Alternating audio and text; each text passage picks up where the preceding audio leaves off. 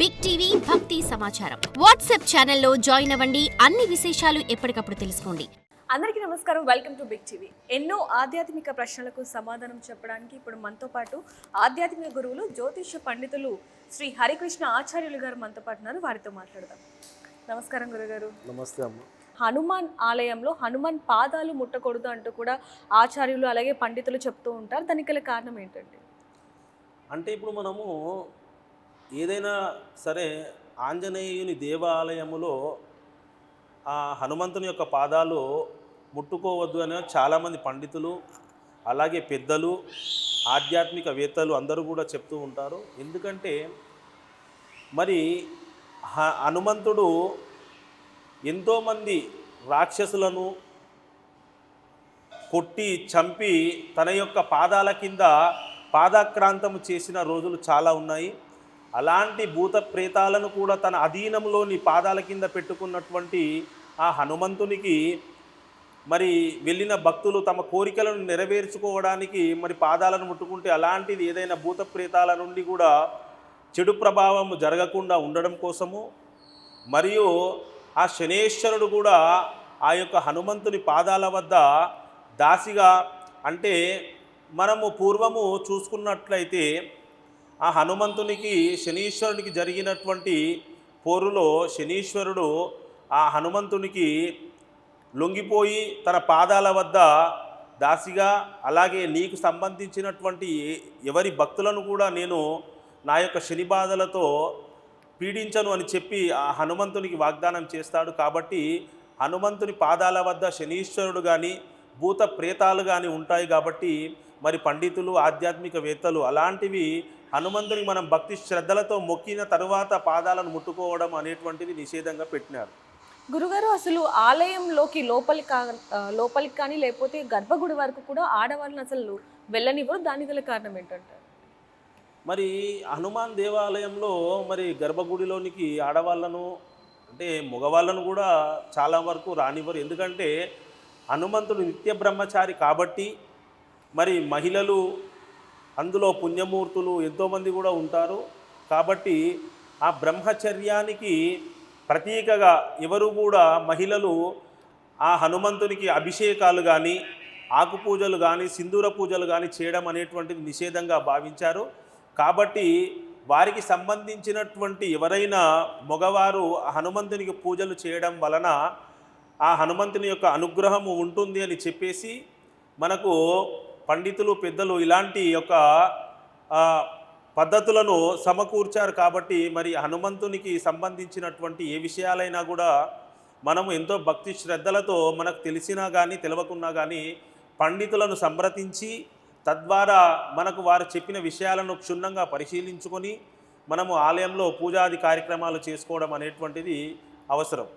గురుగారు, ఇందాక మీరు చెప్పినట్టుగా ఆంజనేయ స్వామి పాదాలు ఎందుకు తాకకూడదు అనేది మీరు చెప్పడం జరిగింది. అయితే అదే విధంగా గుడిలో గర్భగుడి వెనకాల ఏదైతే గోడ ఉంటుందో అమ్మవారిది, దాన్ని కూడా తాకకూడదు అంటారు. దానికి గల కారణం ఏంటండి అసలు?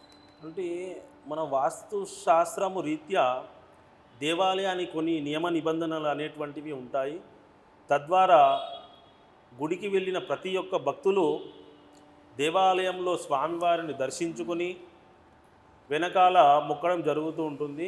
ఎందుకంటే కొన్ని నియమాల ప్రకారము దేవాలయానికి చుట్టూగా మనకు బలిపీఠాలు కానీ లేదా కొన్ని శక్తులకు సంబంధించిన విగ్రహాలు కానీ నెలకొల్పడం జరుగుతూ ఉంటుంది. అందుకు ప్రతి యొక్క విషయాలను గమనించినటువంటి భక్తులు అలాంటి విషయాలను గమనించుకొని ఏదైనా దేవాలయంలో వెనక భాగంలోని కొన్ని శక్తులకు సంబంధించి మంచి మూర్తులైతే మనం మొక్కడం అనేటువంటిది విశేషంగా ఉంటుంది. అలాగే కొన్ని బంధక శక్తులు అనేటువంటివి కూడా మనము ఒక్కొక్కసారి ప్రతిష్టలు జరుగుతూ ఉంటాయి. అలాంటి శక్తుల నుండి మనకు ఎలాంటి చెడు ప్రభావం జరగకుండా కొన్ని దేవాలయాలలో వెనుక భాగంలో మొక్కడం అనేటువంటిది నిషేధంగా పెట్టారు. కానీ వాస్తురీత్యా దేవాలయానికి సంబంధించి గర్భగుడిలోని మూల విరాట్ని కింద ఉండేటువంటి యంత్రము ఆ యొక్క శక్తి దేవాలయంలోని విగ్రహానికి కొద్ది దూరంలో ఉన్నటువంటి ఆ యొక్క వెనక భాగములో ఆ యొక్క శక్తి ప్రజ్వలింపజేస్తుంది. కాబట్టి కొంతమంది అలాంటి దేవాలయంలో అలా మొక్కడం కూడా కొన్ని మంచి సంకేతాలను కూడా ఇవ్వడం అనేటువంటిది మనం తెలుసుకోవచ్చు. గురుగారు అదే విధంగా అంటే ఆలయం చుట్టుపక్కల అసలు ఎవరు కూడా ఇల్లు కట్టుకోకూడదు అంటూ ఉంటారు. అది వాస్తవమేనండి అసలు? అంటే మనం పూర్వం పరిశీలించినట్టయితే వాస్తు ప్రకారంగా అనేకమైనటువంటి దేవాలయాలు ఊరి చివర కానీ ఆరు బయట కానీ ఉండేటువంటివి. ఇప్పుడు కాలం గడిచినా కొద్దీ మరి ఇళ్ళ సంఖ్య పెరిగిపోవడము, అలాగే ఇళ్ళ పక్కన కూడా దేవాలయాలు నిర్మించుకోవడము, దేవాలయాల పక్కన ఇల్లులు నిర్మించుకోవడం అనేటువంటిది ఇప్పుడు చాలా సహజంగా జరుగుతూ ఉన్నటువంటి ప్రక్రియ. ఎందుకంటే పూర్వము దేవాలయాలన్నీ కూడా ఊరికి చివరన కానీ ముందు కానీ ఉండేటువంటివి. అలా ఉన్నప్పుడు ఎవరైనా కూడా భక్తి శ్రద్ధలతో ఇంట్లో శుభ్రంగా ఉంచుకొని తద్వారా దైవ దర్శనానికి మరి దేవాలయాలకు వెళ్ళడం అనేటువంటిది ఆచారంగా ఉండేది. ఎందుకంటే మరి ఇంటి గుడి పక్కన ఇల్లులు ఎందుకు నిర్మించుకోకూడదు అనే దానికి మనం ఒక ఉదాహరణగా, మనకు ఇంట్లో అనేకమైనటువంటి మంచి చెడు రెండు కూడా ఉంటాయి. కొన్ని మంచి సంబంధించిన పనులు దేవాలయానికి మంచి జరిగే అవకాశాలు ఉంటుంది. మరి మన ఇంట్లో జరిగేటువంటి చెడులు కార్యక్రమాలు కూడా ఉంటాయి. కాబట్టి ఆ చెడు కార్యక్రమాలు జరిగినటువంటి ఆ యొక్క ధూళి కానీ దుమ్ము కానీ అలాంటివి దేవాలయాల పైన పడకుండా ఉండేందుకు మాత్రము దేవాలయాల చుట్టూ ఆ ఇల్లులు నిర్మించుకోకూడదు అనేటువంటిది మనము విశేషంగా చెప్పుకోవచ్చు. ఎందుకంటే మరి దేవాలయం అనేటువంటిది ఎంతో భక్తి శ్రద్ధలతో శక్తి యుక్తులతో అలాగే మంత్రోచ్చారణతో ఎప్పుడూ కూడా నిండుగా ఉండేటువంటి దేవాలయం పక్కన ఇంట్లో అశాంతి కార్యక్రమాలు ఉన్నప్పుడు ఆ యొక్క ప్రసరించేటువంటి గాలి కూడా ఆ ఇంటిని తాకి దేవాలయం వద్దకు వస్తుందనే నెపంతోనే మరి దేవాలయాల చుట్టూ కొద్ది దూరంలో ఇల్లు నిర్మించుకోవడం అనేటువంటిది ఆచారంగా వస్తున్న విషయం. గురుగారు అదే విధంగా గుడి నీడ కూడా పడకూడదు అంటూ ఉంటారు ఇంటి మీద. ఒకవేళ ఇంటి మీద పడితే కనుక ఆ ఇల్లుని వెంటనే ఖాళీ చేసి వేరే ఇంటికి వెళ్ళాలి అంటూ ఉంటారు. అది వాస్తవమే అంటారు?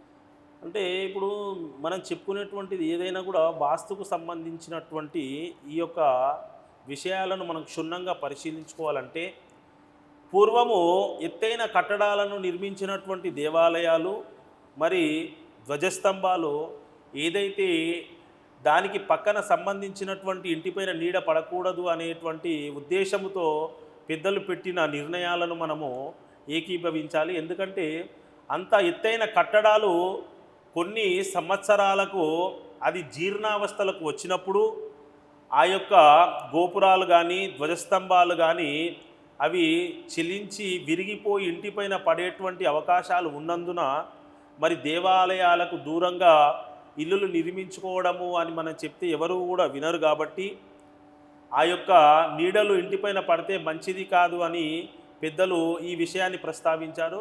కాబట్టి దేవాలయాల నుంచి ఎలాంటి అవకతవకలు ప్రతి ఇంటికి జరగకుండా ఉండేందుకే దేవాలయాల చుట్టూ ఇళ్ల నిర్మాణం అనేటువంటిది నిషిద్ధంగా పెట్టిన ఆచారం.